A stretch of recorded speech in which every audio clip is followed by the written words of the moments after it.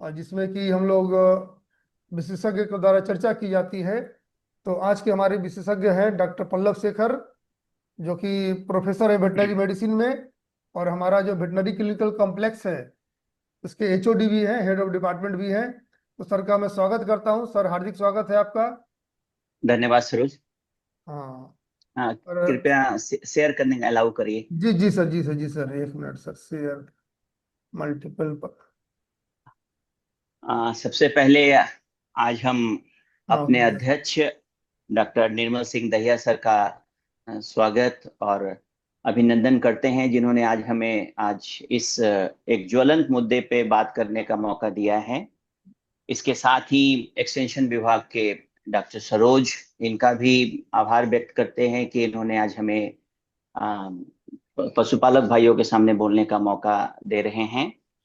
इनके साथ ही डॉक्टर यादवन और डॉक्टर पुष्पेंद्र का भी स्वागत, और खास करके इस समस्या पे जो कि अभी सबसे ज्यादा अगर कोई फोन कॉल हम लोग के पास आ रहा है, प्रतिदिन फोटोग्राफ शेयर हो रहा है, और अभी मैंने प्रश्न उत्तरी में भी देखा कि सबसे ज्यादा अगर 50% अगर मैं प्रश्न देखूं तो लंपी स्किन डिजीज पे है। इस पे एक छोटा सा चर्चा हम करना चाहेंगे जागरूकता अभियान के तहत, और इसमें क्या करना चाहिए। अगर इसे रोकने में तो बहुत मुश्किल आती है, लेकिन फिर भी अगर हम इसका सही समय पे अगर इसको ज्ञात हो जाए कि पशुपालक भाइयों को, तो इसकी व्यापकता को कम की जा सकती है। इसका इसका जो वायरुलेंस इफेक्ट है, जिसको हम कहते हैं, आजकल देखा जा रहा है। इसके पहले जो आउटब्रेक हुआ था 2000 के पास, ये अपने राज्य में इसका एंट्री हुआ था, तो उससे इसके प्रकोप को कम किया जा सकता है। तो हम चाहेंगे कि इसी विषय पे हम बात करें। हम शेयर करना चाहेंगे एक पीपीटी।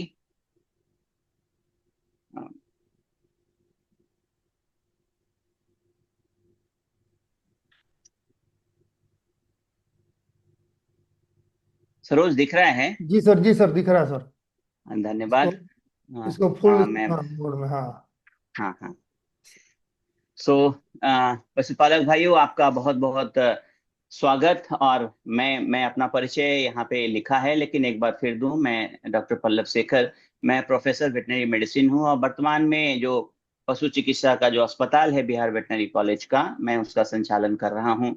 और इससे मेरा दायित्व बनता है कि आपको एक सही मार्गदर्शन मिले, एक सही दिशा मिले। और हम देख रहे हैं जो जिस बीमारी से, जिसको हम गांठदार त्वचा रोग जो और एलएसडी बोलते हैं, इस पे जो हम चर्चा करेंगे, ये एक बहुत ही व्यापक रूप ले चुका है। और इसके पहले जो बीमारियां होती थी, जैसे कि खुरहा रोग के बारे में आप जानते हैं, एफएमडी जिसको हम आप लोग जानते हैं, उसके बाद ये अपने देश का ही नहीं, पूरे विश्व का सबसे तेजी से फैलने वाला एक वायरल विषाणु जनित रोग हमारे देश में, हमारे राज्य में प्रवेश कर चुका है, जिसको हम कह सकते हैं कि एक नया बीमारी है। इसको हम इमर्जिंग डिजीज के रूप में जानते हैं। तो अब हम चलते हैं इस बीमारी पे, एक एक करके बिंदुओं पे बात करेंगे। जैसा कि सर, आप लोग खुद वीडियो देखे हैं, हमारे पास भी वीडियो आते रहते हैं, और इसकी व्यापकता कम से बहुत ज्यादातर है। ये निर्भर करता है कि पशुपालक भाई जो अपने जानवर को रखे हुए हैं, उसमें कैसा खान पान है, स्वच्छता कैसी है उनकी, उनके बाड़े में स्वच्छता कैसी है। तो ये कुछ फोटो जो कि हम हर चर्चे पे बात करेंगे कि किस तरह से दिख सकता है, आप सब देख रहे हैं। अभी बहुत सारा मैंने देखा कि कभी पैर की सूजन की बात हो रही है, शरीर पे गांठ देखना बहुत आसान है, सारे लोग अब लगभग इसको पहचान चुके हैं। तो ये देखिए, शरीर पे गांठ बनता हुआ नजर आ रहा है, और साथ में पैर का सूजन। तो बहुत सारे वेरिएबल पिक्चर मैंने आप किसान बंधुओं के लिए, पशुपालक बंधुओं के लिए आज हम आपके सामने प्रस्तुत करेंगे। पिछला पैर देखिए, एक किसान बंधु खुला हुआ है, आप देख सकेंगे। आ, ये एक पशुपालक भाई, देखिए आप, एक उनका आवाज भी सुन पा रहे हैं, इसलिए मैंने आपको शेयर किया है ये। आगे हम चलते हैं, इस तरह का ये फिर एक दूसरा आप देखिए इस तरह से। तो ये एक लंपी स्किन डिजीज है। इसके इसके इसका परिचय आप लोग सब कोई जान चुके हैं, पूरा राज्य इससे अभी ग्रसित है, बहुत तेजी से फैल रहा है ये बीमारी। और इसके लिए हमें त्वरित कार्रवाई, खास करके इस जब अगर हो जाए, क्योंकि बचाव करने में हम बहुत सारी अभी बात करेंगे जिसमें कहाँ पे हम अक्षम होते हैं, क्यों हम इसका बचाव जल्दी से नहीं कर पा रहे हैं, उस पर चर्चा करेंगे। पशुपालक भाई, क्या करें कि जो गाय अभी ठीक है उसको कैसे बचाया जा सके? ये देख रहे हैं, ये गांठ, ये पिक्चर आपको मैंने दिखाया है। आपके इस प्रश्नोत्तरी में जितने भी पशुपालक भाई होंगे वो आप देख सकेंगे। और गौर करने की बात है, मैं जब चर्चा करूंगा इस विषय पे तो दूसरे जानवरों पर भी चर्चा करेंगे कि ये किस पशु में, ये स्पीसीज स्पेसिफिक इसको अंग्रेजी में बोलते हैं, कि ये सारे जानवरों में नहीं होता है। खास करके जो देखा गया है, अगर आपके पास भेड़ है, बकरी है, गाय है, और अगर आपके पास बहुत सारे जानवर हैं, तो हमने देखा है या आप भी ऑब्जर्व कर रहे होंगे, देख रहे होंगे कि ये सिर्फ सिर्फ गायों को प्रभावित कर रही है। तो इस तरह से हम इस चीज को ज्ञात करेंगे कि ये एक खास करके एक ऐसा वायरल बीमारी है जो कि हमारे गायों को प्रभावित ज्यादा कर रही है, और दूसरे पशु जो कि उसके संपर्क में भी हैं उसमें ये बीमारी नहीं देखा जा रहा है।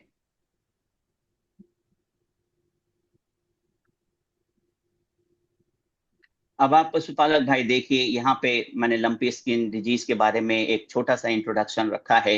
ये मवेशियों में फैलने वाला एक विषाणु जनित रोग है, मतलब वायरस से होने वाला एक बीमारी है, जो कि मच्छरों से, मक्खियों से, और जो 8 पैर वाला जो अठगोड़वा जिसको बोलते हैं, या अंग्रेजी में टिक्स बोलते हैं या चिरचिरी बोलते हैं, जिससे कि दूसरी बीमारी भी होती है, उससे ये एक गाय से दूसरे गाय, दूसरे से तीसरे, और बहुत तीव्र गति से ये फैलता नजर आ रहा है।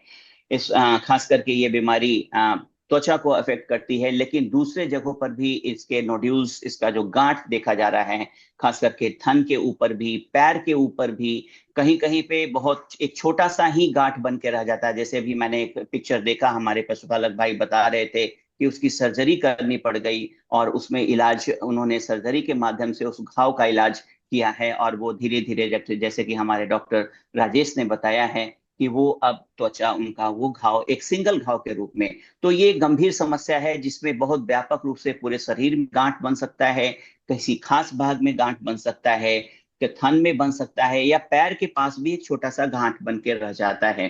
तो ये एक समस्या है जो कि हम पशुपालक भाई ऐसा अगर देख रहे हैं, एक छोटा सा गांठ भी बन दिखाई पड़ रहा है, तो हम सोच सकते हैं कि ये एक त्वचा रोग है जो कि लंपी स्किन डिजीज के नाम से प्रसिद्ध हो चुका है।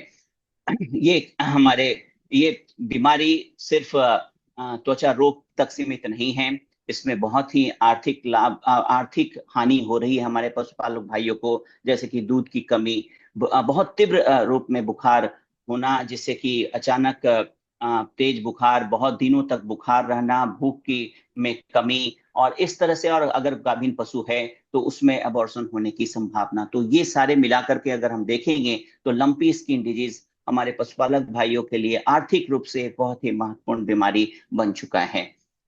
हम देखते हैं, मैंने दोनों भाषा का यहाँ पे प्रयोग लाया है, क्योंकि आपके प्रश्न को मैं देख रहा था यहाँ पे, तो आप लोग अंग्रेजी के भी कुछ भाषा को भी जानेंगे, मैं हिंदी में बात करूंगा आपसे। तो ये जो मैं स्लाइड यहाँ पे आप देख रहे हैं पशुपालक भाई, इससे मैं ये बताना चाह रहे हैं, ये लंपी डिजीज स्पीसीज स्पेसिफिक है, मतलब कि कैटल को, हमारे गाय वंश के पशुओं को प्रभावित कर रही है। और उसी के बगल में बहुत ही आश्चर्यजनक ढंग से, हमारे गाय और भैंस दोनों पागुर करने वाले जानवर होते हैं। आप भैंस में, अगर हम अभी तक एक भी फोटोग्राफ्स मैंने नहीं देखा है कि भैंस में, ऐसे माना गया है कि भैंस में भी हो सकता है, लेकिन इसका जो इंसिडेंस, इसका जो प्रकोप है वो नगण्य है। अगर हमारे पशुपालक भाई को अगर कोई भैंस का पिक्चर मिले तो जरूर हमें बताएं, हमारे डॉक्टर सरोज कुमार रजक जी को फोटो भेजें, ताकि मैं दूसरे को भी बता सकूं। लेकिन जैसा अभी तक मैंने 2-3 महीनों में ये आउटब्रेक को देखा है, उसमें अभी तक भैंस से हमने रिपोर्टिंग नहीं देखा है किसी ने, इन्होंने अभी तक हमको पिक्चर नहीं भेजा है। तो आप देख सकते हैं कि ये एक बीमारी है जो कि बकरियों के पॉक्स से निकला हुआ एक बीमारी है, जो अब विकृत रूप ले चुका है, और ये पॉक्स के जैसा एक बीमारी है जो बकरी पॉक्स से अब हमारे गायों को प्रभावित कर रहा है। अगर थोड़ा सा हम भौगोलिक वितरण और ट्रांसमिशन, संरचन देखें कि ये कैसे ट्रांसमिट करता है एक जगह से दूसरे जगह, तो इसके एक इतिहास है कि ये अफ्रीकन कंट्री से होते हुए यूरोपियन कंट्री से एशियन कंट्री में, बांग्लादेश से, बंगाल से, हमारे बिहार झारखंड होते हुए ये हमारे राज्य में कुछ वर्ष पहले और इस वर्ष खास करके बहुत तेजी से ये बीमारी फैला है। इसके मुख्य जो कारण हैं, जैसे मैंने पहले भी बताया है, शरीर के ऊपर मच्छर मक्खी, जो काटने वाली मक्खियां होती हैं, जो मच्छर होते हैं, और खासकर टिक्स, जिससे दूसरे बीमारी, खास करके जैसे अभी सर्रा रोग के बारे में बात हो रहा था, जो कि फ्लाई से फैलने वाला एक बीमारी है जो वर्षा ऋतु में फैलता है। खास करके थैलेरिया एक बहुत ही महत्वपूर्ण बीमारी है बिहार राज्य में, थैलेरोसिस जिसको हम बोलते हैं, जिसमें खून की कमी हो जाती है जानवर में, और जानवर में अचानक मौत भी हो सकता है। बेबेशिया नाम का बीमारी आप देख रहे थे, मैंने एक प्रश्न देखा जहाँ की लाल पेशाब के बारे में चर्चा हमारे मंडल ने बहुत अच्छा उपचारों से बताया है।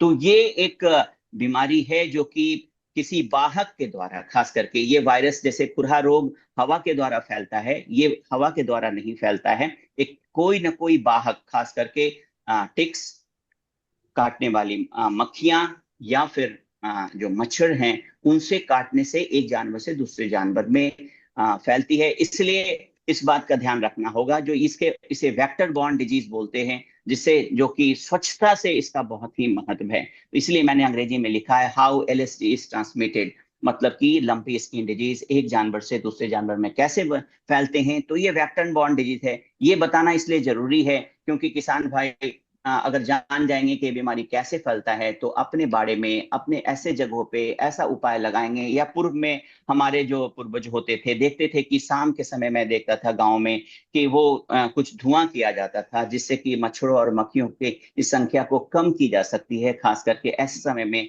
जिस समय बारिश का मौसम हो, जिस समय जल जमाव की संभावना हो। आप देखते हैं इस मौसम में जो high temperature, high humidity, temperature, वातावरण का तापमान ज्यादा होता है और आर्द्रता ज्यादा होती है, जिसको हम टेम्परेचर ह्यूमिडिटी इंडेक्स बोलते हैं।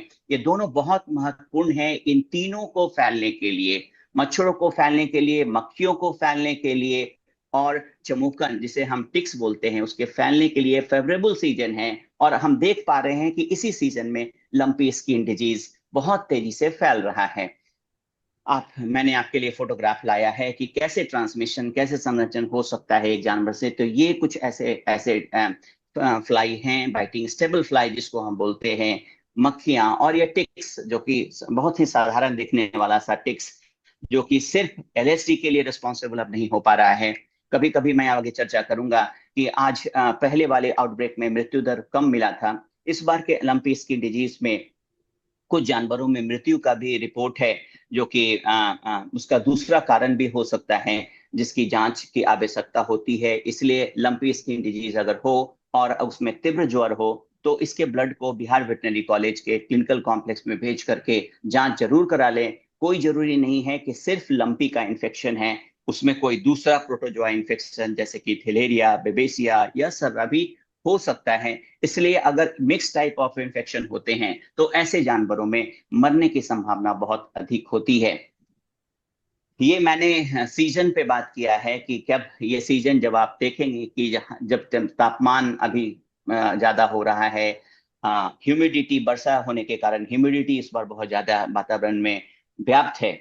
और अभी हम ट्रांसमिशन पे बात कर रहे थे कि फैलने की जो प्रक्रिया है, खास करके इस सीजन में, जबकि हम पशुओं की खरीद फरोख्त जहाँ पे बिक्री होती है, जहाँ पे पशुओं का मेला लगता है, उस जगहों से अगर आप, जहाँ पे आप देखते हैं कि 100 से 50 जानवर एक जगह सुबह सुबह किसी खास समय पे, किसी खास दिन पे मेला लगता है, उस जगह से ट्रांसमिशन एक जगह से दूसरे गांव, बहुत दूर तक ट्रांसमिशन जा सकता है। या अगर एक इन्फेक्टेड कैटल वहां से आपने परचेज किया है जो लंपी स्किन डिजीज है, हो सकता है उस दिन उसमें लक्षण प्रतीत नहीं हुआ हो, लेकिन वो इंक्यूबेशन, समझ सकते हैं इंक्यूबेशन कहने का मतलब, उसमें बीमारी है लेकिन अभी उसको लगभग 10 से 14 दिन लगता है बीमारी को प्रतीत होने में, वो लक्षण दिखाने में।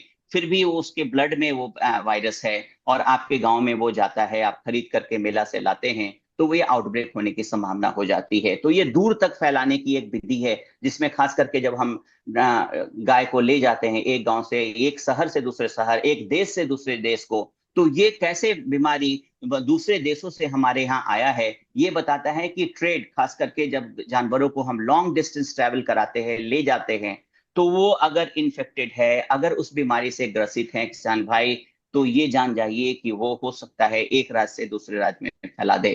तो ये लॉन्ग डिस्टेंस ट्रांसमिशन है। बाकी नजदीक में हम एक अभी फोटोग्राफ के जरिए आपको हम बताएंगे कि कैसे दूर तक ये बीमारी फैल रहा है, और कैसे नजदीक से एक गांव में, एक बाड़े में, एक गाय से दूसरे गाय में ये बीमारी फैल रही है। ये बहुत ही महत्वपूर्ण बात है कि इस समय खास करके जब लंपी स्किन डिजीज का आउटब्रेक है, खास करके जब कोई नए जानवर का खरीद करना थोड़े देर के लिए हमें रोकना चाहिए, जिससे कि हम नई बीमारी को फैलने में कम कर सकते हैं, इसके आउटब्रेक को कम कर सकते हैं। ये फोटोग्राफ्स आपको दिखाएगा कि देखिए एक इन्फेक्टेड जानवर है यहाँ पे, ये दूर तक एक स्वस्थ जानवर को फैलाएगा। एक स्वस्थ जानवर से बहुत सारे जानवर इन्फेक्टेड हो सकते हैं। ये वातावरण, क्लाइमेट के बारे में मैंने चर्चा की है कि जो इस बार आप क्लाइमेट चेंज देख रहे हैं, जो बारिश देख रहे हैं, जो बाढ़ आप देख पा रहे हैं अपने देश में, अपने राज्य में, जिससे कि जल जमाव की स्थिति है, जिसमें कि वेक्टर बॉर्न डिजीज बढ़ने की संभावना है। आप देख रहे हैं, मैंने तीन आपको फोटोग्राफ्स दिखाया था। अटगोड़वा, जिसको हम चमोकन या टिक्स बोलते हैं, fly, biting fly, stable fly, जिसके बारे में बात किए थे, और ये मॉस्किटो एक जानवर पे बैठेगा इन्फेक्टेड से, उसमें ट्रांसमिट कर देगा। तो ये एक छोटे से जगह पे अगर कोई जानवर में फैल रहा है तो इसके द्वारा फैल रहा है। अगर हम ट्रेड कर रहे हैं, अगर हम गाय को खरीद करके दूसरे राज्यों, एक राज्य से दूसरे राज्य में ले जा रहे हैं, तो ये दूर तक फैलाने में शॉर्ट रूट और लॉन्ग रूट ट्रांसमिशन संरचन कर रहा है। मतलब कि एक जगह से दूसरे दूर तक भी इस बीमारी की फैलने की संभावना है, और इसीलिए बीमारी बहुत तेजी से दूसरी जगह को फैल रहा है। जैसे कि मैंने बताया, बहुत ही lump skin wise quite stable, मतलब बहुत देर तक रह सकता है। और उसके लीजन, उसका जो घाव है, उसका जो गांठ है, वो लगभग 35 दिन तक इन्फेक्टेड रह सकते हैं। तो आप सोच सकते हैं कि जितना जल्दी आप उसको क्योर करेंगे, ये दूसरे बीमारी को, दूसरे, जब जितना जल्दी वो घाव ठीक होगा, उतना जल्दी हम ट्रांसमिशन में इसको रोक सकेंगे। वायरस को देखा गया है कि आंसू में भी निकला है, नेजल से, जो आंख से आंसू गिरते हैं उसमें भी, नेजल सिक्रेशन में भी देखा है, मिल्क में भी 11 दिन तक आते हैं। तो ये सारे जानकारियां हैं कि ये वायरस सिर्फ टिक्स के काटने से नहीं, सिर्फ मच्छरों के काटने से नहीं, इन सारे चीजों में, जो कि शरीर का जो स्राव है, खास करके सिक्रीशन है, उसमें भी वायरस का शेडिंग हो सकता है, जिससे कि फैलना है। लेकिन फिर भी देखा गया है कि डायरेक्ट कांटेक्ट इसके फैलने में मददगार नहीं हो रहा है। बहुत सारे लक्षण आपने अभी देखा है, प्रश्न उत्तरी में भी आप रहे हैं। लेकिन जो इसके मुख्य लक्षण है, जो गांठ सबसे महत्वपूर्ण है, इसके साथ साथ शरीर का तापमान बहुत ज्यादा है। किसी किसी में तो शरीर का तापमान नहीं भी ज्यादा बढ़ा मिलता है, लेकिन खास करके मेरी ये खुद की ये डायग्नोसिस है कि अगर वो बीमारी सिर्फ लंपी है, तो हो सकता है बुखार रहेगा, बुखार की अगर दवा देंगे तो बुखार उतर जा सकता है। लेकिन बहुत सारे ऐसे पशुओं में बुखार का दवा काम ही नहीं कर रहा है, तो उसमें उस गाय को सिर्फ लंपी ही नहीं, उसमें दूसरी बीमारी होने की भी संभावना है। ऐसे जानवरों में आप खास करके ब्लड का टेस्ट कराइए, जिससे कि पता चल सके कि लंपी के साथ साथ इसको कोई ब्लड प्रोटोजोआ, जिसको हम बोलते हैं, जैसे कि बेबेशिया थैलेरिया के बारे में बात किए हैं, उसमें अगर साथ साथ में मिक्स इन्फेक्शन तो नहीं है। ऐसे गायों में शरीर का तापमान बहुत दिनों तक लगातार लंबा बनना चला जाता है, और इसके लिए जांच की बहुत बहुत जरूरी है। सारे लिम्फ नोड्स जो बॉडी में होते हैं, खास करके जब जानवर को देखेंगे तो उसके लिम्फ नोड्स में सूजन आ जाते हैं, त्वचा पे गांठ, गर्दन पे, योनि पे, बहुत सारे जगहों पे गांठ, आंसू का निकलना, अत्यधिक अत्यधिक लार का, जिसके बारे में अभी आप डॉक्टर मंडल बात कर रहे थे, जिसमें कि हीट स्ट्रेस एक बहुत ही इंपॉर्टेंट महत्वपूर्ण बीमारी है। और ये हीट स्ट्रेस न केवल लंपी को फैलाने में मदद कर सकता है, गर्मी का असर अगर जानवर पे ज्यादा हो रहा है, तो ये अगर उसके इम्यून सिस्टम को भी, उसके प्रतिरोधक क्षमता को भी कम करता है, जिससे कि बीमारी फैलने की संभावना बहुत बढ़ जाती है। सो घाव को मुरझाने, और खासकर कभी कभी ऐसे घाव, अभी मैंने एक प्रश्न देखा था कि घाव लंपी तो ठीक हो रहा है, लेकिन कुछ घाव हैं जो कि ठीक नहीं हो रहे हैं, वो अल्सर में कन्वर्ट, जो घाव ठीक नहीं होता है, जिसको हम बोलते हैं कि वो अल्सर में कन्वर्ट हो गया है, वो हमारे इस प्रश्न उत्तरी में आप प्रश्न दे करके हमसे सीधा संवाद कर करके, उस पर बात कर करके हमसे उसका इलाज पूछ सकते हैं। हमारी एक मेडिसिन की टीम है, हमारे यहाँ सर्जन की टीम है, और इवन हमारे पास गायनोकोलॉजिस्ट हैं जो कि इसके समाधान डॉक्टर सरोज रजक के माध्यम से हम कर सकते हैं। इसके बाद बहुत सारे गंभीर अवस्था हो सकती है, बांझपन की अवस्था हो सकती है, गर्भपात देखा गया है, और अभी तो 15 से 20% तक मृत्यु दर भी देखा गया है इस बीमारी से। तो इस पे सावधान रहने की आवश्यकता है, क्योंकि अगर मोर्टेलिटी होती है तो ये सीधा सीधा हानि है। एक 70 से 75 हजार की गाय का लॉस होना किसान भाइयों के लिए बहुत ही दुखदाई विषय है, जिसपे कि हम लोग इस पे बचाव पे भी हम चर्चा करने वाले हैं। व्यक्तिगत अवलोकन है, क्योंकि मैं खुद एक चिकित्सक हूं और मैं मेडिसिन के शिक्षक के रूप में और यहाँ पे क्लिनिशियंस के रूप में काम करता हूं। मैंने मेरा जो ऑब्जर्वेशन है, जिसको पहले ही बताया कि गाय की तुलना में भैंस में नगण्य लगभग एलएसडी का प्रकोप देखा गया है। बहुत ही मार्क करने वाली बात है कि आप अब देख सकते हैं कि पशुपालन के क्षेत्र में अगर गाय और भैंस में तुलना की जाए तो ये एक रेजिस्टेंस मिला है। डॉक्टर सरोज से भी हम बात करेंगे। ये एक शोध का भी विषय हो सकता है, खास करके कि एक ही जगह पे एक किसान के पास अगर कुछ भैंस है और गाय हैं, तो अगर गायों में लंपी स्किन देखा गया है तो भैंसों में नहीं देखा गया है। खासकर उसी के साथ अगर बकरी भी है तो उसमें भी इसका प्रकोप नहीं देखा जा रहा है, जबकि यह रोग बकरी पॉक्स से ही निकला है। तो ये एक बहुत ही तुलनात्मक अध्ययन है, जिसपे हम गौर करेंगे तो हम अपने डेयरी इंडस्ट्री को बहुत अच्छा लाभ दे सकते हैं। अ, और अगर हम गायों में भी देखें, अगर हम उसमें तुलनात्मक अध्ययन करें, तो जो यंग कैटल है, जो काफ है, जो हीफर है, जो बछिया है, बछड़ा है, उसमें ये प्रकोप उसमें गाय की तुलना में बहुत ज्यादा है। मतलब हम समझ सकते हैं कि जिसका इम्यून सिस्टम किसी भी कारण से अगर पूर्ण रूप से नहीं डेवलप किया है, या किसी भी कारण से उसकी इम्यूनिटी नहीं डेवलप की है, उसमें लंपी स्किन डिजीज का प्रकोप बहुत ही व्यापक है। बहुत तेज बुखार का रहना, किसी कभी कभी किसान भाई बताते हैं कि लंपी तो हो चुका है लेकिन बुखार नहीं उतर रहा है, बहुत सारी दवाइयों का प्रयोग हो चुका है। मैं बार बार सलाह यही इस माध्यम से देना चाहते हैं कि ऐसे गाय में विलंब ना करें। आप तुरंत उनसे ब्लड अपने निकटतम पशु चिकित्सक के सलाह से लेकर के बिहार वेटनरी कॉलेज को भेज दें, या कहीं भी अगर लेबोरेटरी बिहार सरकार के ऐसे डॉक्टर हैं जहाँ पे लेबोरेटरी हैं जिसमें कि ब्लड प्रोटोजोअल डिजीज का जांच होना इसीलिए जरूरी है, क्योंकि इस बीमारी का वाहक और प्रोटोजोअल बीमारी का वाहक एक आइसोलेट टिक्स है, हार्ट टिक्स जिसको हम बोलते हैं, चमोकन है, दोनों का कॉमन वाहक है। तो हो सकता है उसके साथ उस गाय में मिक्स इन्फेक्शन रहा है। मृत्यु दर लगभग 15 से 20% तक देखा जा रहा है इस बार। और इसका कारण ये भी हो सकता है कि कहीं ये मिली जुली इन्फेक्शन तो नहीं है, जिसको हम मिक्स इन्फेक्शन बोलते हैं, जिसमें वायरस के साथ साथ प्रोटोजोआ का इन्फेक्शन अगर होगा तो वैसे पशुओं को बचाना थोड़ा सा मुश्किल है, जब तक कि हम पूर्ण रूप से उसके निदान न कर लें, उसकी डायग्नोसिस न कर लें। आप देख रहे हैं सिर्फ लंपी स्किन डिजीज, कोई जरूरी नहीं है कि पूरे शरीर में गांठ हो। बहुत सारे ऐसे पिक्चर हमारे पास आए हैं जो कि अनयूजुअल जगह पे, ऐसे जगह पे जहाँ पे मुंह में फफोला होना आप देख रहे हैं यहाँ पे, जिसपे खुरहा रोग से हम इसे कंफ्यूज कर सकते हैं, फेमडी से कंफ्यूज कर सकते हैं। साधारण सा पैर के पास ही एक छोटा सा एक निकल के रह जाता है, इसको भी हम लंपी स्किन डिजीज के श्रेणी में डालते हैं। हालांकि इसकी जांच करना आवश्यक है, इसके वायरस का आइसोलेशन करना आवश्यक है, लेकिन ये सारे लंपी स्किन डिजीज के ही लक्षण प्रतीत हो रहे हैं। इसका निदान बहुत महत्वपूर्ण है। हालांकि आप इसके लक्षण, इसके गांठ, सूजे हुए पैर, लिम्फ नोड के सूजन से हम इसे पहचान लेते हैं। फिर भी प्रयोगशाला में, खास करके बिहार वेटनरी कॉलेज में इसकी प्रयोगशाला है, उसमें आप पीसीआर डायग्नोसिस के लिए इसके सैंपल्स को भेज सकते हैं, इसके ब्लड को भेज सकते हैं, इसके जो नोड्यूल्स है उससे लीजन्स को उसे एस्पिरेट करके, उससे निडल से निकाल करके अगर निकटतम पशु चिकित्सक के सलाह से भेजा जाए तो इसमें और भी इससे बचाव के उपाय निकालने की संभावना है। भेदभावनात्मक निदान मैंने यहाँ पे लिखा है, अंग्रेजी का ये हिंदी रूपांतरण है, इसलिए इसको समझाना बहुत जरूरी है।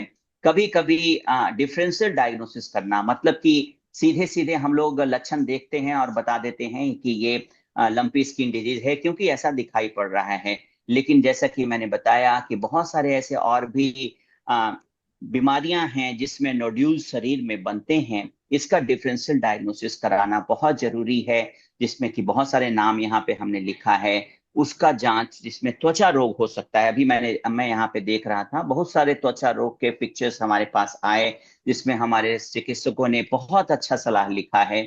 लेकिन इस बीमारी का डिफरेंशियल डायग्नोसिस कराना, इसके दूसरे बीमारी से अंतर कराना भी जरूरी है, जिसको हम खून जांच से कर सकते हैं। डॉक्टर को, निकटतम पशु चिकित्सक को दिखला करके डिफरेंशियल डायग्नोसिस करना, मतलब दूसरे बीमारी से इसका भेदभावनात्मक निदान कराना बहुत जरूरी है।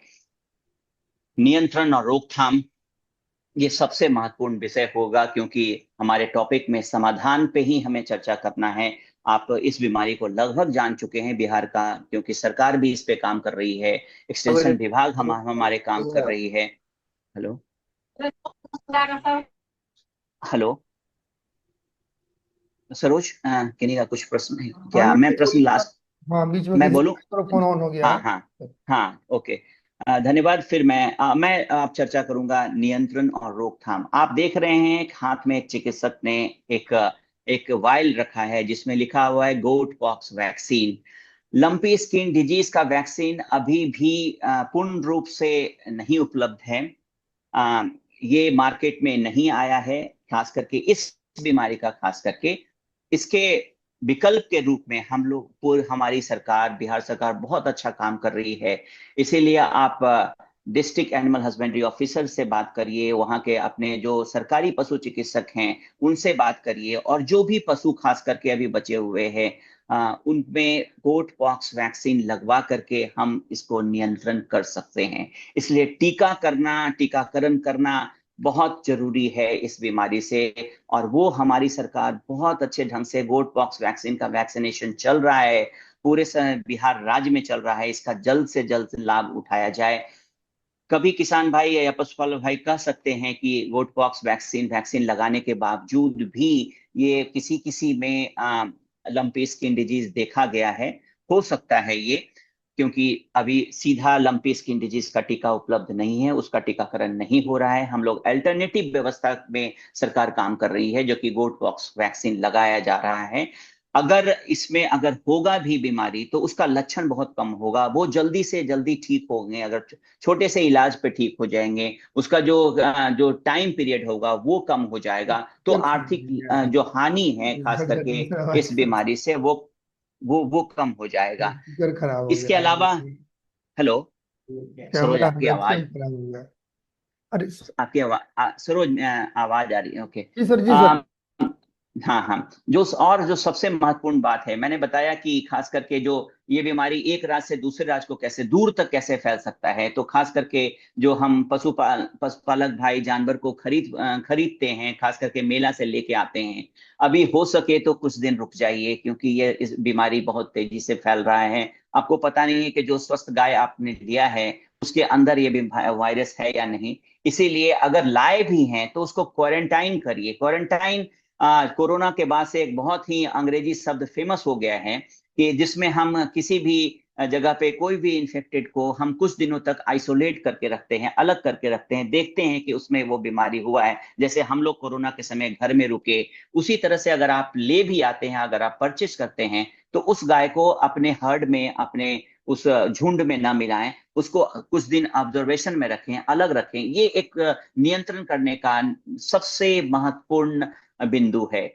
अगर आवाजाही पे नियंत्रण करें, अगर हम क्वारंटाइन करें पशुओं को, तो इस बीमारी को व्यापक रूप से फैलने से हम बचा सकते हैं। तीसरा जो मेरा सबसे इंपॉर्टेंट बिंदु है, जो कि वेक्टर कंट्रोल करने का मतलब, मच्छरों, मक्खियों और टिक्स के से अगर हम बचाव रखें, अभी हम बहुत सारे दवाई पे चर्चा करेंगे, तो अगर स्वच्छता अभियान चलाएं, इंसेक्टिसाइड्स, पेस्टिसाइड्स का प्रयोग करें, खास करके बाड़े में, बाड़े को नमी से बचाएं, बाड़े को पानी के जल जमाव से बचाएं, प्रतिदिन चूने का छिड़काव करें। ब्लीचिंग पाउडर, सोडियम हाइपोक्लोराइड एक बहुत ही अच्छा केमिकल है, उससे अगर हम साफ रखते हैं, अगर मच्छर, मक्खियों और टिक्स से अगर हम अपने पशुओं को अगर बचा ले जाते हैं, तो इस बीमारी के फैलने में नियंत्रण कर सकेंगे। कीटाणु शोधक बहुत सारी ऐसी दवाइयां हैं, जैसे कि जानवरों पे पोरॉन का सॉल्यूशन लगाना। आइवरमेक्टिन का पोरॉन आता है, उसके शरीर के रीढ़ के हड्डी के ऊपर अगर हम डालते हैं, तो उस पे टिक्स, फ्लाई और मच्छरों का प्रकोप लगभग कम हो जाता है। वैसे हम कंट्रोल कर सकते हैं। और जो सबसे बड़ा काम हमारा विश्वविद्यालय या बिहार सरकार कर रही है, वो जागरूकता और सूचना।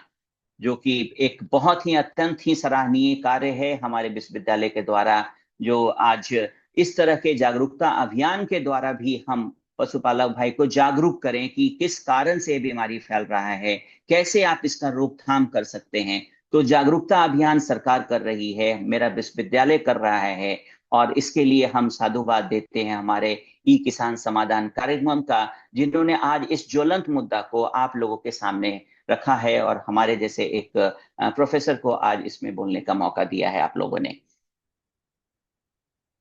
एक बहुत ही महत्वपूर्ण प्रश्न हो सकता है, आ, कोई भी बीमारी, जब नया बीमारी होता है तो फैलता है, और कभी कभी हमारे किसान भाई बहुत सारे ऐसे फोन कॉल आते हैं जिसमें, क्या सर ये बीमारी हमें भी हो सकता है क्या?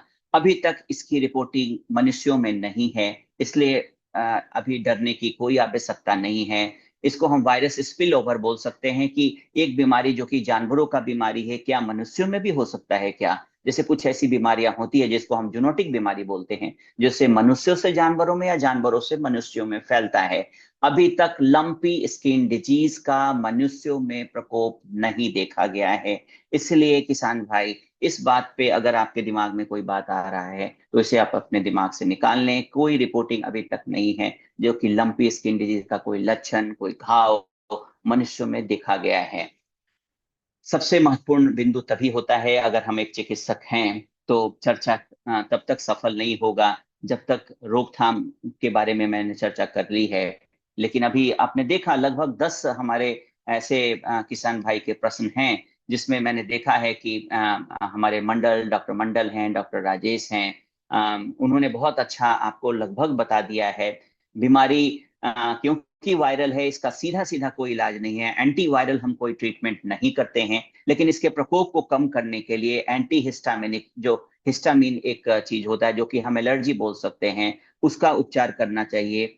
आ, एक मेडिसिन है आइवरमेक्टिन या डोरामैक्टिन, जो कि अभी उससे भी एक स्टेप ऊपर है, उसका इंजेक्शन लगा करके हम अपने स्वस्थ पशु को रखें तो मच्छर, मक्खियों और टिक्स का प्रकोप कम होगा। ऐसे स्वस्थ जानवरों को हम लोग प्रोफाइलेक्टिक, जिसको हम बोल सकते हैं कि बीमारी होने से पहले ही आइवरमेक्टिन, या बीमारी होने के बाद भी हम आइवरमेक्टिन का इंजेक्शन लाएं, डोरामैक्टिन का इंजेक्शन लें। और सर को नमस्कार, सर हमारे डायरेक्टर एक्सटेंशन सर को नमस्कार। सर धन्यवाद आपको, आपने एक ज्वलंत मुद्दा हमें दिया है और इस पे मैं विस्तृत रूप से चर्चा कर रहा हूँ। तो आइवरमेक्टिन एक इंजेक्शन है और इसका भी एक नया रूप है, एक नई मेडिसिन आ चुकी है। खासकर जो दवाएं बहुत दिनों से फील्ड कंडीशन में यूज होता है उसके प्रति रेजिस्टेंस पैदा हो जाता है। तो मैं सरोज को बोलूंगा कि आप आइवरमेक्टिन के साथ साथ डोरामैक्टिन का इंजेक्शन है। और सबसे महत्वपूर्ण बात, हमारे किसान भाई तब डरते हैं जब उनकी गाय गाभिन होती है, उस अवस्था में पशु चिकित्सक से सलाह लें। लेकिन जानकारी के लिए मैं बताऊं कि आइवरमेक्टिन या डोरामैक्टिन प्रेगनेंसी सेफ दवा है, तो इसके लगाएं, इसका अगर इंजेक्शन प्रोफाइलेक्टिक रूप में लगा दिया जाए तो पशुओं में इस रोग को फैलने से, मच्छर मक्खियों के प्रकोप को, टिक्स के प्रकोप को, चमोकन के प्रकोप को कम किया जा सकता है।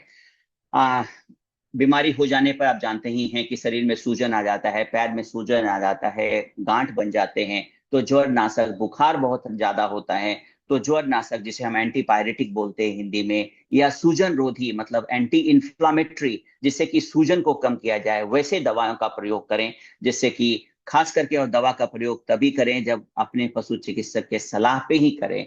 किसान भाई से अनुरोध है, पशुपालकों से अनुरोध है कि बिना चिकित्सीय सलाह के इन दवाओं का प्रयोग नहीं करें। बहुत सारे एंटीबायोटिक कारगर होते हैं इसमें, लेकिन इंड्रोफ्लोक्सासिन, मैंने मेरा जो खुद खास का अनुभव है, जिसमें कि इंड्रोफ्लोक्सासिन ग्रुप्स का लॉन्ग एक्टिंग अगर हम इंजेक्शन लगा दें तो सेकेंडरी बैक्टीरियल इन्फेक्शन, खास करके है तो ये वायरस की बीमारी, लेकिन इसको हमको जल्दी ठीक करने के लिए हम लोग एंटीबायोटिक का प्रयोग करते हैं, जो कि सेकेंडरी बैक्टीरियल इन्फेक्शन से बचाते हैं, घाव में इन्फेक्शन होने से बचाते हैं, उसके सूजन को कम करने में, उसमें पस, जैसे अभी मैं यहाँ देख रहा था कि घाव में पस का कन्वर्जन हो रहा है, वो पस में बन रहा है, पुरुलेंट हो रहा है, उसमें हम एंटीबायोटिक का प्रयोग करेंगे तो हम एंटीबायोटिक से हम बैक्टीरिया को भी कंट्रोल कर पाएंगे। ऐसे घाव जो कि फट जाते हैं उसकी ड्रेसिंग करना बहुत ही आवश्यक है, नहीं तो वो व्यापक रूप ले लेगा। बहुत सारे ड्रेसिंग के विधि हैं, जैसे हमारे मंडल साहब ने बताया है।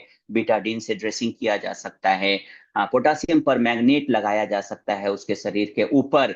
और खास करके क्योंकि ये पूरे शरीर में इतनी बड़ी गाय है, उसमें अगर हम कॉमर्शियल चले जाएं तो हमें लगता है कि 5 से 10 हजार रुपया तो उसमें ऑइंटमेंट या क्रीम लगाने में ही लग जाएगा। तो मैं आपको बहुत जल्द ही देसी पद्धति पर भी चर्चा करूंगा, जिससे कि आप कम से कम पैसे में, कम खर्च में आप इसके शरीर पे लगाने वाला खुद का एक मलहम बना सकते हैं। सारे घरों में घी, मक्खन, नारियल का तेल होता है, किसान भाई उसे लें, हल्दी का पाउडर लें, उसका लेप लगाएं। अगर बहुत जरूरी है तो एंटीबायोटिक एक ऑक्सीटेट्रासाइक्लिन पाउडर है। अभी मैंने देखा कि डॉक्टर राजेश ने बहुत अच्छा बताया कि एक किसान भाई ने उसका बहुत अच्छा बताया भी है कि उससे बहुत अच्छा ठीक हो रहा है। कि एमिकासिन, जेंटामाइसिन मैंने देखा कि उसके घाव में वो डाल रहे हैं, सिरिंज से नहीं, निडल हटा करके डाल रहे हैं। ये बहुत अच्छा विधि है। अगर एक छोटा एक घाव है खास एक जगह पे, तो उससे ऐसी ड्रेसिंग की जा सकती है। लेकिन अगर पूरे शरीर पे गांठ है और घाव है, तो आप खुद का देसी इलाज शुरू करिए। नीम के पत्ते को उबालिए, उसको उबाल करके उसके पत्ते से उसके पानी से उसको धोइए। ऑक्सीटेट्रासाइक्लिन का पाउडर लीजिए, नारियल का तेल लीजिए और उसमें हल्दी डालिए और उसका लेप उसके शरीर पे लगा दें। ऐसा करेंगे तो आप एंटीसेप्टिक खुद का बनाएंगे और बहुत कम पैसे में आप इसके घाव का इलाज कर ले जाएंगे, जिसको हम एक वैकल्पिक चिकित्सा के रूप में भी जान सकते हैं, अल्टरनेटिव मेडिसिन के रूप में भी जा सकते हैं। मैंने आज कुछ किसानों से भी बात की है, जिसका उनका फीडबैक भी लिया है कि आप उनकी कुछ सफलता को भी मैं यहाँ पे आपको दर्शाऊंगा। मैं अल्टरनेटिव मेडिसिन का ज्ञाता नहीं हूँ, लेकिन फिर भी उनसे जो मैंने सीखा है मैं आपके सामने प्रस्तुत करेंगे, जिससे कि आप शरीर के प्रतिरोधक क्षमता को भी बढ़ा देंगे। एक किसान भाई ने अपनी सफलता बताई कि ऐसे गाय जो कि एनोरेक्टिक हो गई, मतलब कि खाना नहीं खाती है लंपी के बाद, तो वैसे गायों में उनके आप खास करके आप अभी छठ का पर्व आ रहा है तो देखते हैं कच्चा हल्दी। सरोज जी आप इस पे ध्यान दीजिएगा। हम लोग ने अल्टरनेटिव मेडिसिन पे काम करना शुरू कर दिया है। मेरा जो विश्वविद्यालय है, अभी हम लोग ने 2 कोर्सेज शुरू किए हैं। होम्योपैथी का कोर्स शुरू किया है और आयुर्वेदा में भी हम लोग एंट्री कर रहे हैं।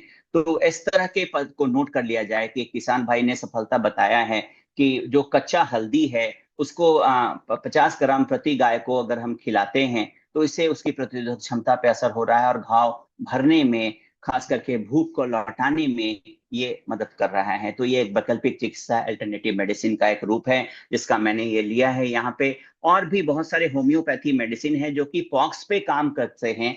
मैं उसका डोजिंग और ये उनके चिकित्सक पे छोड़ता हूँ। या हमारे यहाँ डॉक्टर अनिल कुमार हैं, associate professor department of veterinary medicine में, आप उनसे संपर्क करके इसके बारे में, इसके डोजिंग के बारे में जान सकते हैं। मैंने रिव्यू एक लिया है, मतलब किसान भाई क्या कर रहे हैं जिससे उनका अल्टरनेटिव से भी कुछ बीमारी के जो प्रकोप को कम किया जा सकता है, जल्दी से ठीक किया जा सकता है। कुछ मेडिसिन का मैंने यहाँ पे नाम लिया है। वेरोलिनियम है, सेक्रोफिला नोड्यूसा है, एंटीम टार्ट है। और खास करके ऐसे गायों को भी देखा गया है जिसमें डायरिया भी मिल रहा है। हम अभी मैंने पोस्टमार्टम रीजन तो नहीं देखा है, लेकिन एक संभावना ये भी है कि कहीं अंदर भी तो कोई नोड्यूल्स का प्रकोप तो नहीं है या मिक्स प्रोटोजोअल इन्फेक्शन तो नहीं है। तो ब्लडी डायरिया भी देखा गया है, वहां पे मर्क्सॉल मेडिसिन बहुत अच्छा काम कर रहा है। इसके अलावा एनडीडीबी ने अल्टरनेटिव पारंपरिक पद्धति चिकित्सा का एक बहुत ही अच्छा यहाँ पे उदाहरण दिया है। एक लास्ट में मैंने यहाँ पे लगाया हूँ। इसमें बहुत सारे ऐसे फार्मूला है, पान के पत्ते हैं, नीम का पत्ता है, उन सारे का डिकॉक्शन बना करके शरीर के ऊपर लगाना है। खिलान कुछ जो ऐसे हर्ब्स हैं जो करके जो लोकली अवेलेबल हैं, उसको खिला करके आप ये पीपीटी डॉक्टर सरोज शेयर कर देंगे। ये लास्ट जो बिंदु है वो एनडीडीबी का एक सलाह है, मैं उसको अपने पीपीटी पे लिया हूँ।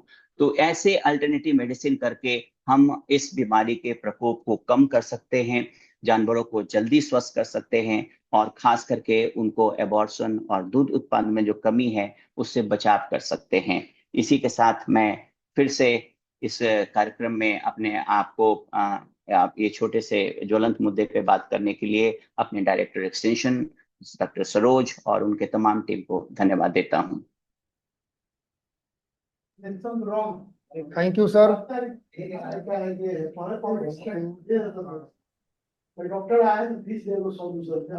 Thank you sir, thank you very much. Thank you. हाँ थैंक यू सरोज। हाँ सर, रियली बहुत बढ़िया प्रेजेंटेशन था सर। आपने शुरू से बताया कि भाई ये बीमारी है क्या, क्यों होती है, बीमारी का हिस्ट्री भी बताया, और सबसे बढ़िया बात इसका लक्षण और उपचार भी बताया। काफी इंफॉर्मेटिव था ये। मुझे लगता है कि हमारे जो भी किसान बंधु देख रहे हैं उनको भी काफी अच्छा लगा होगा। लेकिन उसके बावजूद मैं चाहूंगा कि अगर किन्हीं को कुछ पूछना है, जो भी हमारे किसान बंधु जुड़े हुए हैं, अगर वो जानना चाहते हैं लंपी के बारे में, और जो सर अभी बताए हैं उसमें अगर कुछ जानने की इच्छा होगी, पूछने की इच्छा होगी, कुछ समझ में नहीं आया होगा तो पूछ सकते हैं।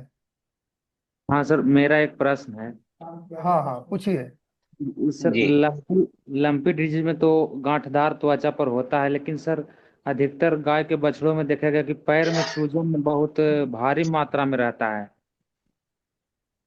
हाँ वो मैंने पहले, हाँ जी, हाँ सर जरूर, बहुत अच्छा प्रश्न है। और इस पे में ही मैंने पहले ही बताया कि अगर हम तुलनात्मक अध्ययन करें कि किसमें ज्यादा ये बीमारी प्रकोप में आ रहा है, तो हम देख रहे हैं कि गाय की तुलना में जो उनके जो यंग एनिमल हैं, हीफर हैं, उसमें पैर में सूजन ज्यादा देखा गया है। खास करके ये डिपेंड करता है कि वो जो टिक्स है, जो वेक्टर्स है, वो कहाँ पे उसको काट रहे हैं। और खास करके पैरों में, कोरोनेट ज्वाइंट में, उस जगह पे सूजन सबसे ज्यादा मिलती है।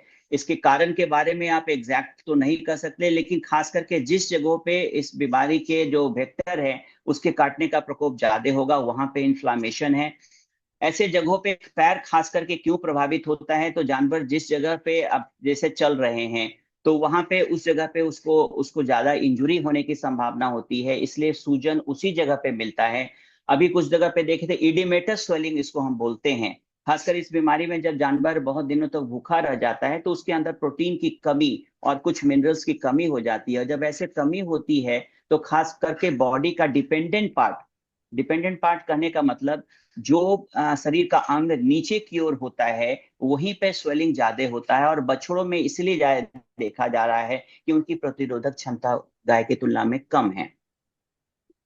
जी। बहुत अच्छा प्रश्न था और आपका। किन्हीं को कुछ पूछना है? और किन्हीं को कुछ पूछना है? सर मेडिसिन के प्रोफेसर हैं, अगर कुछ और भी समस्या है तो पूछ भी सकते हैं। आप दूसरी हाँ समस्या पे भी बात कर हाँ सकते हाँ हैं। हाँ। ये एलएसडी के अलावा भी कुछ पूछ सकते हैं अगर पूछना है तो। काफी अच्छा मौका है, बहुत हमारा सौभाग्य है कि सर जो है कार्यक्रम में हमारे भाग लिए as a resource person expert. और हमारे जो भी किसान बंधु हैं उनके लिए भी काफी अच्छा मौका है।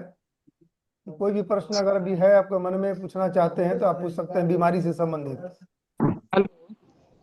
हाँ पूछिए। जी नमस्ते सर। हाँ हाँ गोलू जी, नमस्ते हाँ पूछिए। हाँ जी गोलू जी हैं। हाँ हाँ, जी मैंने जी। आप किधर से हैं आप? नौबतपुर से नहीं, हैं गोलू जी? सीतामढ़ी से है सर। सीतामढ़ी से, अच्छा चलिए, मैं उधर से भी। हाँ बस गोलू जी बताइए अपना प्रश्न। जी सर, सर मैं आपको गाय भी दिखला दिखला देता हाँ हूँ। दिखलाइए दिखलाइए। सर ये बछिया है मेरी। जी जी, इसका उम्र बताएंगे, उम्र कितनी है? उम्र सर ये 22 महीने की है सर। अभी ये बछिया ही है? जी सर, 2 महीने की हाँ, प्रेग्नेंट भी है। अच्छा 2 महीने के प्रेग्नेंट है। आप देख रहे हैं सरोज जी, मैंने एक स्लाइड में मैंने एक शेयर किया था जी सर, जी जिसमें सर। डिफरेंशियल, जिसमें मैंने बताया कि यंग एनिमल्स खास करके जिसने अभी गाय नहीं बनी है, उसमें इस बीमारी का प्रकोप ज्यादा देखा जा रहा है। हाँ, ये यंग रियली एनिमल में में एक, ज्यादा है। हाँ यंग एनिमल्स में शोध का विषय है। हाँ बताएं गोलू जी, प्रश्न जी अपना, मैंने देख लिया फोटो। हाँ सर, ये एलोपैथी दवा का सर जी। जब इस्तेमाल किए सर, 2 दिन जब दिखा तो ही मैंने आइवरमेक्टिन का यूज किया। बहुत अच्छा। हाँ तो सर उस पे तो थोड़ा कंट्रोल हुआ, लेकिन जी। फिर 2 दिन के बाद से जो सर फिर बढ़ने लगा। हम्म। तो फिर सर मैं होम्योपैथी पे जो है डिपेंड हो गया सर, होम्योपैथी पे हाँ ट्रांसफर अपने आप कर लिया। बहुत बहुत अच्छा कहा आप। मैं पहले इसका जस्टिफिकेशन दे दूं। जी आपने आइवरमेक्टिन का यूज किया। जी मैंने अपने स्लाइड में एक लाइन बताया था कि ये इस बीमारी का इंक्यूबेशन पीरियड होता है। आप जिस जी समय गांठ देख रहे हैं, भले ही एक गांठ देखे, दो गांठ देखे, उस समय बीमारी इसके अंदर इंटर नहीं करता है। ये लगभग 15 से 20 दिन पहले इसके अंदर वो बीमारी गया होगा। आपने आइवरमेक्टिन का इंजेक्शन तब लगाया है, तो उसने कुछ कंट्रोल किया। आइवरमेक्टिन बीमारी को ठीक करने की दवा नहीं है। ये उसके ऊपर जो वेक्टर हैं, जो कि मैंने बताया, मच्छर, मक्खी और टिक्स, उसके काटने के प्रकोप को कम करने का दवा है, जिससे कि हट जाते हैं, मच्छर मक्खी नहीं लगते हैं, उसका दवा है। इसलिए मैंने प्रोफाइलेक्टिक, मतलब कि ऐसे स्वस्थ, हम जानते नहीं हैं कि किस गाय के अंदर ये बीमारी वायरस पनप रहा है। तो ऐसे अवस्था में गांठ तब भी बनेगा, और लेकिन हो सकता है कि उसकी व्यापकता कम हो जाएगी। आप अच्छा किए हैं कि आप अल्टरनेटिव मेडिसिन के रूप में भी चले गए हैं, तो हम देख पाएंगे कि आप गांठ इसमें कम है, नहीं तो पूरे शरीर में ऊपर की ओर पूरा भरा हुआ मिलता। तो आपने ये जी लगभग सही कार्य किया है। अगर बहुत जरूरी नहीं है तो आपने एंटीबायोटिक का शायद प्रयोग नहीं किया होगा। प्रेगनेंसी सेफ एंटीबायोटिक का उपयोग करना चाहिए। खास करके मैंने इंड्रोफ्लोक्सासिन ग्रुप में बताया है, उसका जो मेरा खुद का एक्सपीरियंस है कि वो दवा अच्छा काम कर रहा है। सर, इसके साथ एक और समस्या हो गई है कि सर बताइए। 2 प्रेग्नेंट हो गई है, लेकिन सर ये थोड़ा ज्यादा ही थन करके, और उसके थन से जो दूध अपने आप आने लगा है सर। मैं बस बंद कर देता हूँ, क्या दिक्कत है मेरे को? देखिए, ये तो सही में, ये हाँ, रथ हम खत्म इसके होने वाला है विशेषज्ञ तो नहीं है, मैं लेकिन बोलूँ मैं। ये बीमारी का प्रकोप कहिए या फिर तो हार्मोनल विष्णु इम्बैलेंस, ठीक हार्मोनल थोड़ा फोन बंद कर लें दूसरे भाई। है, तो वो देखा हेलो। है। हल सरोज, हाँ हाँ म्यूट कर दे, म्यूट हाँ कर सर, कर दीजिए। रहा हूँ सर। हाँ हाँ। जो आदमी पूछ रहे हैं खाली उन्हीं का अनम्यूट रहेगा, बाकी लोग म्यूटेड रहिए। हाँ, हाँ ये बहुत ही यूनिक किया है आपने प्रश्न, क्योंकि दूध का आना, खास करके जो पहली बार माँ बनने वाली हैं उसके पहले ही दूध का आना, ऐसे खास करके गायों में ऐसी देखी जाती है कि बच्चा देने से पहले ही थन से दूध गिर रहा हो। तो ये दो बात का द्योतक है। पहला तो इसमें बीमारी से इसकी प्रतिरोधक क्षमता कम हुई है, जिसकी इसकी इम्यूनिटी कम हुई है, या गाय कमजोर हुई है। तो जी ये थन में एक स्फिंक्टर लगा होता है जो कि कमजोर हो गया है। तो इसके मात्रा में मिनरल मिक्सचर बढ़ाएं। बायोटीन एक बहुत ही इंपॉर्टेंट मिनरल है, उसकी उसका सप्लीमेंट करें। तो ये गाय खास करके हार्मोनल इम्बैलेंस में चली गई है इस बीमारी के, हो सकता है इस बीमारी से भी हो या इस बीमारी से नहीं, ये कहना अभी संभव नहीं है। लेकिन आप खास करके इसको सबसे पहले तो ऐसा कोशिश करिए जिसे थनैला रोग ना हो।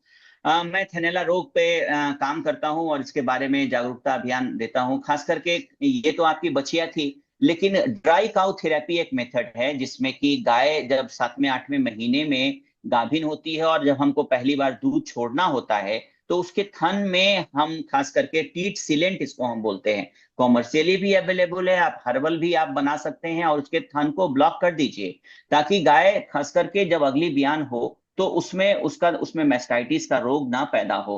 यहाँ पे ये सीधा सीधा इससे रिलेशन है कि हार्मोन के इम्बैलेंस में गई है, जिसको आप आयोडीन दे करके, इसको खास करके मिनरल मिक्सचर दे करके, खास करके बायोटीन एक बहुत ही इंपॉर्टेंट मिनरल है, बहुत सारी जी कंपनियां का आती है, उसको देंगे तो इस चीज को आप कम कर देंगे और लगभग इससे बचा ले जाएंगे। और थन पे ध्यान देना, थन की सफाई पे टीट डिपिंग करिए, पोटासियम परमैंगनेट का घोल का एक चुटकी बनाइए और एक कप जी में रखिए, और थन को खास करके 5 6 दिन तक उसमें डुबोइए, टीट डिपिंग कराइए, ताकि थनैला रोग ना हो और इसका थन फिर अपने नॉर्मल अवस्था में है। मैक्सट्रॉल का भी आप लेप लगा सकते हैं। मैग्नीशियम सल्फेट एक पाउडर आता है, जिसको आप पीस करके उसके लेप को हल्दी में, घी में, नारियल के तेल में लगाकर इसके थन पे लगा दीजिए। जी धन्यवाद सर। धन्यवाद। हाँ, एक और क्वेश्चन है सर, हम कि ऐसे हाँ एलएसडी के बारे में देखा जाए तो सर, दो टाइप के देखने को मिला है, एक एक्सटर्नल और एक इंटरनल। तो एक्सटर्नल है जो कुछ दिन के बाद घाव फट जाता है, निकल जाता है, लेकिन जो साहिवाल नस्ल की जो बछिया होती है सर, उसमें है जो कि त्वचा मोटी रहने के कारण वो फट नहीं पाता है, और वो घाव निकल नहीं पाता है, तो अंदर ही अंदर वो शायद इंजुरी कर देता है। और जो वो गाय या बछिया का जो अगला पैर है जिसमें सूजन हो जाता है, ब्रिस्केट रीजन में भी सूजन हो जाता है, उसको बचा पाना मुश्किल हो जाता है सर। तो सर ऐसा किया जाए कि क्या वो इंटरनल जो घाव है उसको उभारने के लिए, चाहे वो बाहर चलाए, उसके लिए जी कुछ उपाय है? देखिए, शुरू से ही हम लोग जानते हैं कि खास करके आप घाव को तूत मलंगा एक दवा, आप देसी दवा जानते होंगे। अ, एक सीड्स होता है सर डॉक्टर सरोज, जिसको हम लोग प्रयोग करते थे पुराने जमाने से घाव को पकाने के लिए। आपका ये प्रश्न बहुत लाजमी है कि जिसका स्किन मोटा होगा उस पे वो हो सकता है कि उसका जो नोड्यूल्स है बहुत दिन तक रह जाए। और मैंने जी जी। बताया है कि उस नोड्यूल्स में वायरस लगभग 35 दिन तक इन्फेक्टिव रहता है। तो नोड्यूल्स को चाहे तो पूर्ण रूप से सुखा दिया जाए, या फिर मेरा जो ऑब्जर्वेशन है कि जो नोड्यूल्स फट जाता है वो गाय में मृत्यु दर भी कम देखा गया है। नोड्यूल्स के फट जाने के बाद उसमें वुंड हीलिंग, खास करके अगर घाव में, मैंने पहले ही बताया कि हल्दी का लेप, ये सारे आप लेप अगर लगाएंगे, एंटी इंफ्लेमेटरी तो आप पूरे शरीर में नहीं लगा सकते हैं, तो इस तरह का लेप्स अगर आप लगाएंगे तो घाव को, खास करके नीम का पत्ता भी, मैं अंतिम जो मेरा स्लाइड है उसमें कुछ देसी इलाज मैंने एक शेयर किया है, जिसमें कि नेशनल डेयरी डेवलपमेंट बोर्ड ने एक बहुत ही अल्टरनेटिव मेडिसिन के रूप में उसको विकसित किया है। मैं सरोज से निवेदन करूंगा कि वो आपको प्रदान कर दी जाए। जी सर जी।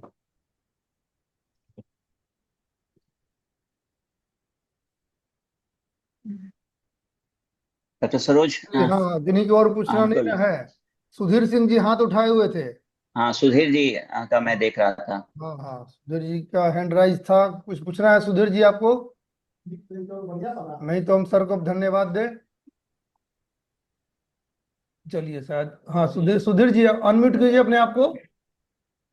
सुधीर कुमार सिंह जी अनम्यूट कर लीजिए, अनम्यूट कर, आपका वीडियो दिख रहा है। हाँ लेकिन आप म्यूटेड है, अनम्यूट कर लीजिए, माइक्रोफोन ऑन कर लीजिए। सुधीर जी कुछ बोल भी रहे हैं लेकिन म्यूटेड है इनका माइक्रोफोन। हाँ सुधीर जी अनम्यूट करिए अपने आप को। सुधीर जी। शायद माइक्रोफोन म्यूट, अनम्यूट नहीं कर पा रहे हैं। आप कर दीजिए सरोज। हाँ हम कर सकते हैं ना। हम्म। नहीं, आस्क टू अनम्यूट खाली लिख रहा है मेरा। चैट बॉक्स में प्रश्न लिखने बोल दीजिए अगर लिख सकेंगे तो। हाँ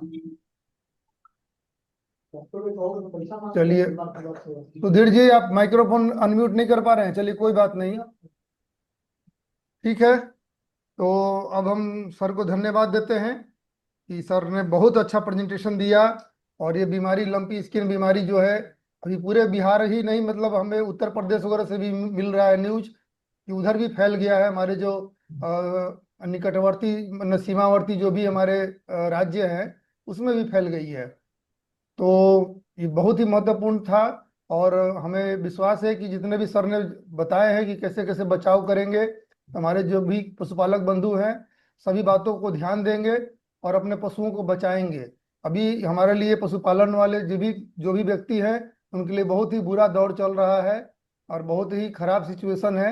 ऐसे में पशु को बचाना बहुत जरूरी है। तो आप सभी से रिक्वेस्ट है, वैक्सीन के बारे में सर ने बताया था कि गोट पॉक्स का वैक्सीन आता है, तो वैक्सीन जरूर दिलवाइए। हाँ पूरा इफेक्टिव भले नहीं है लेकिन थोड़ा बहुत तो आखिर मदद मिल ही जा रही है, तो जरूर वैक्सीनेशन कराइए, आइवरमेक्टिन का इंजेक्शन दिलवाइए। और सर ने बहुत अच्छा से बताया, सर को बहुत बहुत धन्यवाद। सर आज छुट्टी पर भी है लेकिन हमारे रिक्वेस्ट पे सर आ गए, इसके लिए सर को बहुत धन्यवाद देते हैं। और हम अपने director extension doctor Nirmal Singh Dahiya sir को भी धन्यवाद देते हैं कि सर शुरू में थे कार्यक्रम में लेकिन उसके बाद सर सर हैं अभी। सर आ गए, ठीक है। सर धन्यवाद सर। नमस्कार सर सर। सर आपसे भी चाहेंगे सर, आप भी सर हमारे किसान बंधुओं को थोड़ा संबोधित करें sir. Thank you doctor Saroj. जी सर।